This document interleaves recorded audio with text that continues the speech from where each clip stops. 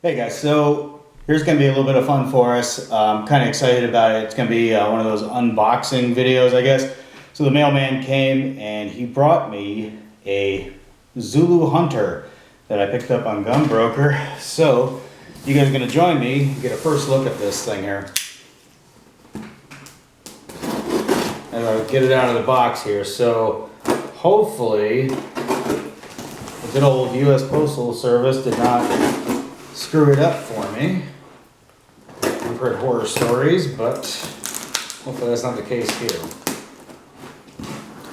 Now, with it being a gun, I can already hear people asking, well, how can you get a gun shipped to your house? Well, it's a curio / relic, and it doesn't actually count as a modern firearm.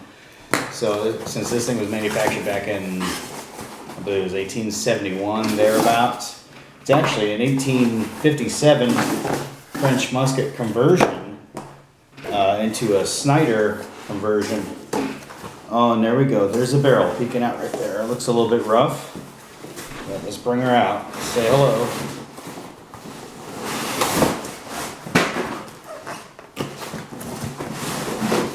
Okay, so different kind of package job, but it'll work. Alright, guess I'll cut the tape.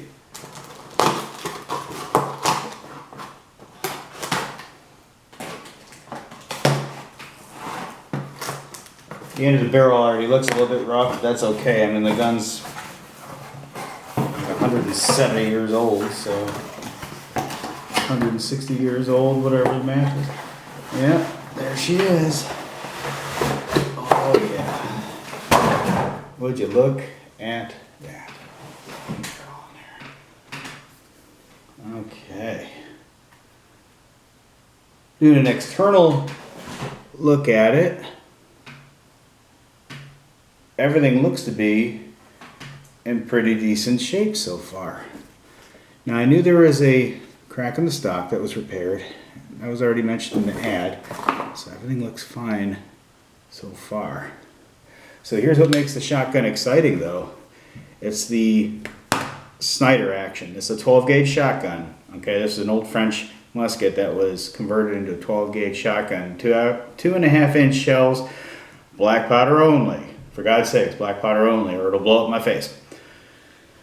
So, but what's really cool about it is, right after, like the mid 1860s, everybody around the world started to look for a stopgap, try and get around the problem with muskets and the world evolving into the cartridge age. So, what Enfield did was, or a guy named Snider, and then the Snider Enfield was born. But the Snider action, this guy named Snider, created this action right here where he actually cut out the breech, or he cut out the end of the barrel here to make a breech, and then, oh yeah, it cocks just fine.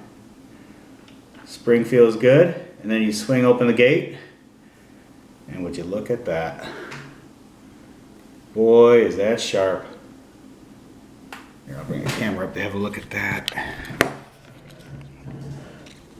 Look at that action, that's really cool. And what you do is you place the shell in the breech right there, close the action up, and then obviously you send the hammer home.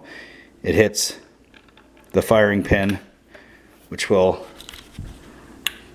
come out on this side. And there's the firing pin right there, real robust. So it appears that the firing pin here comes out pretty easily, so I'll have to solve for X on that. I'm not sure if that's just a manufacturing thing or what, because that doesn't seem like it should do that. Maybe it screws in. I don't know. I'll have to play with it a little bit and find out for sure. But all in all, the gun looks like it's in great shape.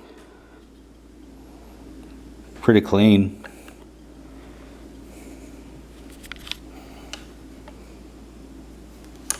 And the hammer goes home on it.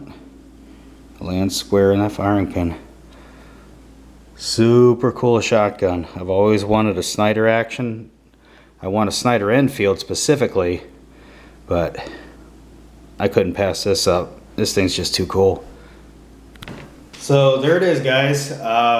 Looks like there's a little bit of a hiccup here with the firing pin, but otherwise the condition's fantastic on this thing, as well, as good as it's going to get anyway. And I'm very much looking forward to firing it. Now I just got to load up some shells. Anyway, thanks for watching. Like, subscribe, share. If you guys want to see any more unboxing, well, if I happen to get more guns or something like that, I'll unbox them for you. Until next time.